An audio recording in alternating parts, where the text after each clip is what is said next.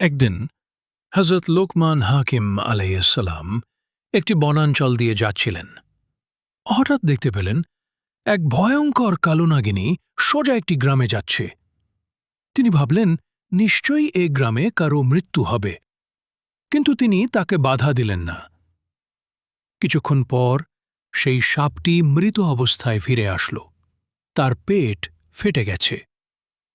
লোকমান আলাইহিসসালাম বিস্মিত হয়ে গ্রামে গেলেন এবং খোঁজ নিয়ে জানলেন, একজন যুবক আজ খাবার খাওয়ার আগে বিসমিল্লাহ পড়েছিল।